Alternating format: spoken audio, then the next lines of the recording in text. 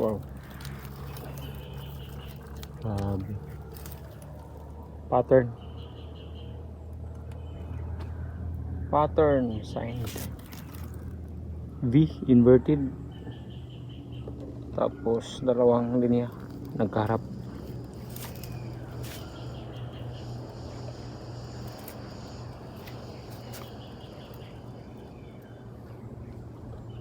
Ito na naman tayo sa video na to, sa araw na to.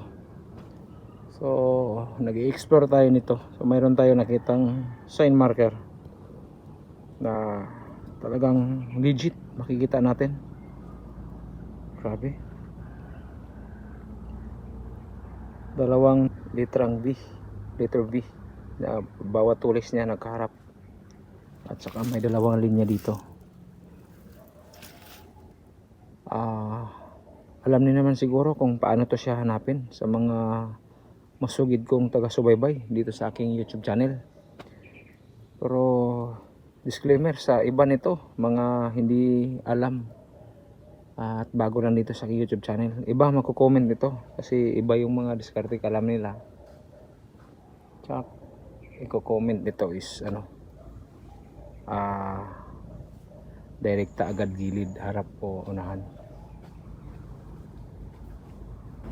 Ganun lang yung limitan na pinapaliwanag sa iba.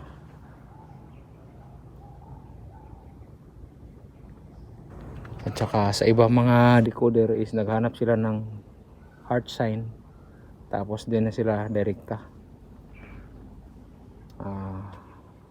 bibiring.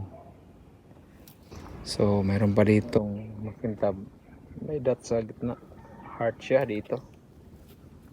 Yan siya, heart.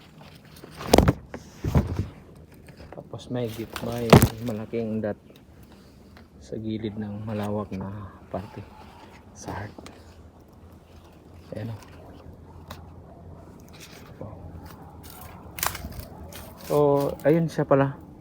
Kung titignan mo yan, yung sinasabi ko at saka itong heart na to, madali lang siya. Hanapin mo lang yung forma bahagi ng lupa. Ito siya. Ito, kita niyo yung flat na sa ibabaw ng bato, ibig sabihin patag na lupa yan. So dahil dito siya inukit sa gilid, ibig sabihin nasa pangpang ito. Sa pangpang mo siya hanapin. Ganun lang siya ang paliwanag sa mga paraan ko. Pangpang mo siya hanapin. Huwag mo siya hanapin sa patag kasi wala sa patag yan. Nasa pangpang ang ukit na yan. So pwedeng itong deposito ang left and right. Left, right, deposito. Tsaka may malalim dito, pwede itong kuweba sa pangpang. Cave. Ito lang yung malalim sa lahat. So, hanapin mo baluktot na bundok na ganito yung shape. At saka ganito, ibig sabihin pwede itong kuweba. Pwede itong daanan to. O deposito. So triangle pattern din yan yung letrang B. Ganun lang. At saka landmark to, mountain. At saka nasa gilid lang yung malawak, ibig sabihin pakintab, hindi mabato ang area. So pwede mo siyang hanapin. Hanapin mo lang yung angle. Harapin mo. Kasi iba nito may kompasin. Pagdating dito, pagharap, pwedeng direkta point doon sa unahan or dito sa likod natin. Hindi pwede mga boss. Hindi pwedeng sa unahan na ilang metro lang o sa likod ilang metro, left and right. Hindi pwede. Kailangan tignan mo yung forma ng bato buo. I-compare mo sa tunay na actual na pareho ang mountain at saka ito na 70 to 80% pareho. Yun, matutumbok mo na kung saan. At saka disclaimer sa mga nagtatanong, nagsasabing para daw tayong kasama sa pagbaon. Walang common sense ang mga comment na ganyan. Sayang lang yung utak, sayang lang yung utak at di ginagamit.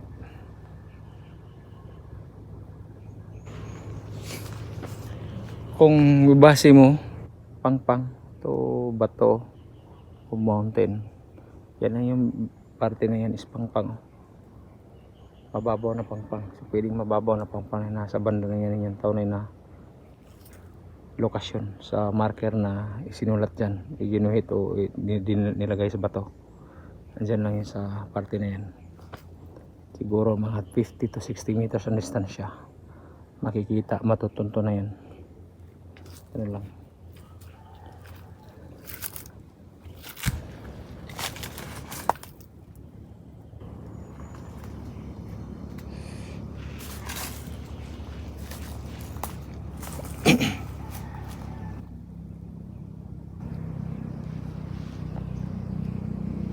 Perfect bilog. Pero sa iba niyan, pwede nila, gusto nila basagin agad, tapos ang gagawin nila, popokpukin kung ano yung tunog. Hindi nila alam, bitak na yung bato, kaya nag-iba yung tunog. Ito sa baba niyan, pangpang na yan ha, sa baba. Dahan lang tayo kasi ano dito, may tanim na mais.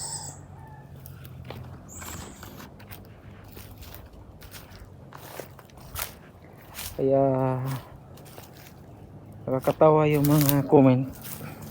May na-comment na napansin ko na sabi, ano raw, may sabi yan,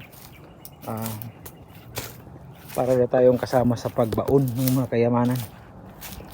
Sabi ka bugok, no? Mo comment wani hono na ang tungod sa mga sign marker na atong nang encounter.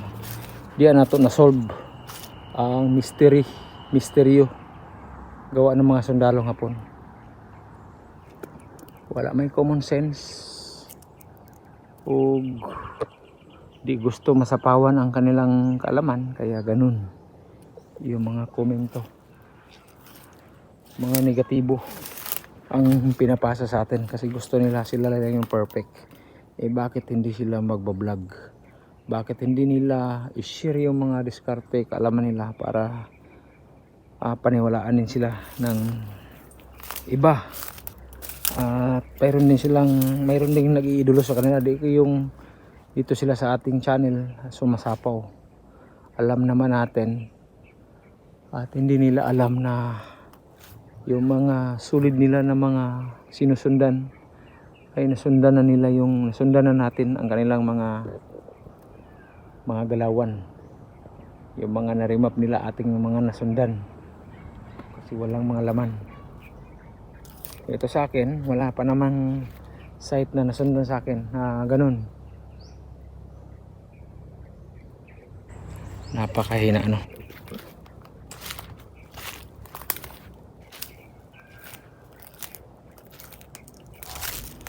So bagong tanim yun. Swerte yung mais kasi umulan.